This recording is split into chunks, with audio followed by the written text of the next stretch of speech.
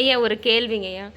நம்ம உண்ற உணவு வந்து நம்ம உடம்பு எந்த மாதிரி செலவு செய்யுது, எந்த மாதிரி அதை வெளியேற்றுது அப்படின்னு? இதை வந்து பார்த்தீங்கன்னா வெங்கடேசன் தான் இந்த இந்த ஆராய்ச்சி கண்டுபிடிக்கிறாரு. அவர் சுருக்கமாக சொல்கிறாரு தன்னுடைய புத்தகத்தில். அவர் 230 பக்கத்தில் அந்த புத்தகம் இருக்குது. 47 பாடம் இருக்குது. 47 பாடம் கொண்டது. அதில் என்ன சொல்கிறாருன்னா, நாம் உண்ணும் உணவு எப்படி செலவாகிறது என்று நாம் படித்ததெல்லாம் கொஞ்சம் மறந்துவிட்டு சுயமாக சிந்தித்தால் புரிந்து கொள்ளும் என்று சொல்கிறார். நாம் இப்பொழுது விஷயத்துக்கு வருவோம். இப்போ நாம் உண்ணும் உணவு எப்படி செலவாகிறது சொன்னால், நாம் உண்ணும் உணவு 4 வகையில் உடம்பு செலவு செய்கிறது. ஒன்று, நாம் உண்ணும் உணவு திடக்கழிவாக வெளியேற்றப்படுகிறது. திடக்கழிவாக மலமாக வெளியேற்றப்படுகிறது. இரண்டாவது, அந்த உணவில் இருக்கிற விஷத்தை அதிகப்படியான உப்பு நீரும் விஷத்தையும் சிறுநீர் மூலமாக வெளியேற்றி விடுகிறது. இது திரவ கழிவாக வெளியேற்றி விடுகிறது. மூன்றாவது, இரவில் ஒரு பகுதி அந்த விஷத்தில் அந்த மூன்றாவது பகுதியானது இரவில் தூங்குகின்ற பொழுது உடம்பு ஓய்வெடுக்கிறது. அந்த நேரத்தில் இந்த உணவின் விஷத்தை நாக்கிலிருந்து உணவு பாதை 30 அடி நீளத்தில் அதை படிய வைக்கிறது. இதைத்தான் காலையில் எழுந்தவுடன் நாம் என்ன பண்ணுறோம், பல்லு விளக்கி தொண்டை வரை சுத்தம் செய்கிறோம். ஆனால் தொண்டைக்கு கீழே இருக்கிற விஷத்தை இறக்க தெரியல. ஆக அந்த தொண்டைக்கு கீழே இருக்கிற விஷத்தை நன்கு வேக வைத்த காய்கறிகளை சாப்பிட்டு தொண்டைக்கு இருக்கிற விஷத்தை பெருங்குடல் வரைக்கும் எடுத்து செல்ல வேண்டும் என்று நீரிணோமுறை சொல்லுகிறது. அப்புறம் என்ன, அப்படி எடுத்துட்டு போனதுக்கப்புறம் அது மலமாக விஷத்தை இழுத்துட்டு மலமாக வெளியே போயிடும். அப்போ கீரையோ காயோ என்பது உணவுப் பொருள் அல்ல, அது ஒரு தொடப்பக்கட்டை. அப்போ அந்த தொடப்பக்கட்டை உள்ளே போகாது. நம்ம ஒரு கீரை வந்து மனசு ஏற்றுக்காது, காய் மனசு ஏற்றுக்காது. அந்த மனதை ஏமாற்றுவதற்கு நான் வந்து என்னோடய மைண்டு பார்த்தீங்கன்னா, எனக்கு 5ஆம் அறிவிலேயே எனக்கு சுவை வந்துருச்சு. இந்த சுவைக்கு அடிமை இருக்கிற காரணத்தினால குறைஞ்சி வச்சு அந்த வேக வைத்த காய்கறி சிறிதளவு உப்பு சேர்த்து வேக வைத்து தொண்டைக்கு கீழே இருக்கிற விஷத்தை இறக்குவதற்காக நான் என்னை காப்பாற்றிக் கொள்ள வேண்டும், நான் என்ன சொந்த டாக்டராக இருக்க வேண்டும் என்பதற்காக அந்த காய்கறி சாப்பிட்டு தொண்டைக்கு இருக்கிற விஷத்தை பெருங்குள்ள கூட்டு போயிடுறேன். 4வது, நான் சாப்பிட்ட மாவுச்சத்தானது கொழுப்பாக மாறி அது 4வது பிரிவு. மாவுச்சத்து எல்லாரும் சாப்பிட்றோம், கார்போஹைட்ரேட்.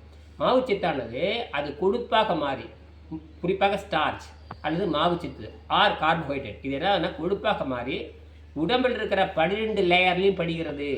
அல்லது நம்ம உடம்பு 11 பாகம் கண்டுபிடிச்சிட்டானுங்க. எல்லாம் பிரிட்டிஷ் 11 ஸ்டெப் இருக்குங்கிறான். 11 லேயர் இருக்கிற தோல் மண்டலம், ரத்த மண்டலம் அப்படின்னு பண்ண 11 இருக்குது. ஆனால் 12வது மண்டலம், தமிழ் வந்து மெய்ய சொல்லுது 12 மண்டலம் என்று சொல்கிறது.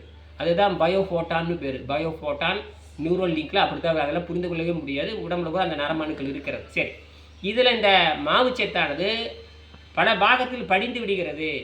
அந்த அந்த பல பாகத்தில் படிந்திருக்கிற அந்த கொழுப்பானதான் பல நோய்களுக்கு காரணமாக மாறுகிறது. என்னது? பல நோய்களுக்கு மாறிவிடுகிறது. இந்த கொழுப்பை மாத கணக்கில் நீருணவு மூலமாக கரைத்து எடுத்த பிறகு கடைசி சுத்தமான உடல் ஏற்படுகிறது. மாத கணக்கில் கரைத்து எடுத்த பிறகுதான் அந்த கொழுப்பு கரைத்து. அப்போ எனக்கு உடம்பு வந்து பார்த்தீங்கன்னா 78 கிலோ எடை இருந்தது வந்து இப்போ நான் 58 கிலோ வச்சுருக்கிறேன். இந்த 58 கிலோ மாத கணக்கில் தண்ணீரும் தூய மருந்தடிக்கிற காய்கறியும் தண்ணீரும் 180 நாள் சாப்பிட்டு என் பாடி என்ன பண்ணியிருக்கேன், நியூட்ரல் பண்ணிட்டேன். அப்போ நான் சாப்பிட்ட மாவுச்சத்தானது கரைஞ்சி இந்த 12 பாகத்தில் இருக்கிற கரைஞ்சி வெளியே போயிடுது. அப்போ எனக்கு பசி தாக்கம் கண்ட்ரோல் வந்துடுது, மரணம் இல்லாத நிலைக்கு போயிடுது. இது வந்து இப்போ இந்த இயற்கை நடக்கிறது. இந்த நடக்கிறதை தடை செய்வது வந்து சாதாரண உணவு தான். அப்போ கூட்டி கழித்து பார்த்தால் இந்த உடம்பானது ஆகாய சக்தியை வந்து எனர்ஜியாக மாற்றிக்குது, காமா கதிரை உறிந்து கொள்கிறது, நைட்ரஜனை புரோட்டீனாக மாற்றிக்கிறது, நைட்ரஜனை கார்பனாக மாற்றுகிறது. இப்போ சொல்கிறீங்க கார்பன் 14 சொல்கிறீங்கன்னா அது நைட்ரஜன் தூண்டப்பட்டு கார்பனாக மாறுதுங்கிறீங்க. அது காஸ்மிக் பண்ணுற வேலை. இன்னொரு வேலை, நம்ம உடம்பு சுத்தமானதுக்கப்புறம் நைட்ரஜன் புரோட்டீனை மாற்றிக்குது. இன்னொரு சுத்தமானதுக்கப்புறம் விட்டமின் டி, அது விட்டமின் டி எங்கேருந்து வருது? எல்லா சன்னிலிருந்து வருது. சரி, இப்போ மாத கணக்கில் கரைத்து எடுத்த பிறகு அந்த கொழுப்பு கரைத்து எடுத்த பிறகு நன்கு சுத்தமாகி விடுகிறது. இதுதான் உண்மை. கூட்டி கழித்து பார்த்தால் இந்த உடம்பானது இந்த ஆகாய சக்தியில் தான் உடம்பு இயங்குகிறது. இதைத்தான் அந்த விஷத்தை வெளியேற்ற முறைன்னு சொல்லுது. அப்படி சுத்தமானதுக்கு அப்புறம் இப்போ நடுநிலை பெற்ற உடலாக இந்த நியூட்ரல் பாடி ஒன்று இருக்குது. அந்த நடுநிலை பெற்ற உடலாக மாறுகின்ற பொழுது இந்த உடம்பு மூளையை தாங்கி நடக்கிற நடமாடும் கம்ப்யூட்டராக மாறிவிடுகிறது. இது மரணத்தை எதிர்க்கின்ற தன்மை இயற்கையிலே இருக்கிறது. யாரும் செய்ய தேவையாது. அதான் திருவள்ளுவர் சொல்லுவார், கூற்றம் குதித்தலும் கைகூடும் நோற்றலின் ஆற்றல் தலைப்பட்டவர்க்கு they can even defeat death who got penance by natural strength. Who got penance by natural strength. They can even defeat death. They can even defeat death. அவர்களால் மரணத்தை எதிர்க்க முடியும். யோக முறையில் they can even defeat death. Who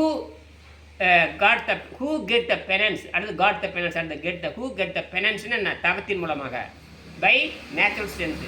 தவத்தின் மூலமாக natural ஸ்ட்ரென்த்தை எடுத்துக்கொண்டவர்கள் எதை எதிர்க்க முடியும்? மரணம். they can even defeat death. அதாவது அது மரணத்தை எதிர்க்க முடியும் என்று சொல்லி 263 சொல்றாரு. இது சொல்லப்பட்டு 2000 இப்போதான் கரெக்டாக வர்றீங்க. ஆக மேற்கு நாட்டு தத்துவம் புலன்களை தாண்டாதது, கிழக்கு நாட்டு தத்துவம் விண்வெளி அடிப்படையாக கொண்டது. ஆகினால் மேற்கு நாட்டு தத்துவமும் கிழக்கும் சேர்ந்து செயல்பட வேண்டும் என்ற சிறு முயற்சிக்காகத்தான் வெங்கடேசன் கண்டுபிடிச்சாரு. அதைத்தான் நீங்க எடுத்துட்டு போறீங்க. இதுதான் விண்வெளி வாழ்க்கை. இது எவல்யூஷன் ப்ராசஸ். இது யாரும் தடை செய்ய முடியாது. ஏன்னா மருந்தினால் எந்த நோயும் குணமாக்க முடியாதுங்கிறது மருந்துடைய தத்துவம். மருந்து என்பதை நோய்களை அழித்து வைத்து, மருந்து என்பதை நோய்களுடைய பக்க விளைவை அழித்து வைத்து பிற்பாடு நோய்களை அதிகமாக்குவதில் மருந்து மாத்திரைகள் ஈடுபடுகின்றன என்பது விஞ்ஞானம். எந்த மருந்தும் நோயை அழித்து, அப்படி பார்த்தா சக்கரை நோய் மாத்திரை சாப்பிட்டா நல்லா இருக்கணும், மூட்டு வலி சாப்பிட்டா நல்லா இருக்கணும், எல்லா நோயும் நல்லா இருக்கணும். அப்படியே தொடர்ந்து வந்துகிட்டே இருக்கிறது.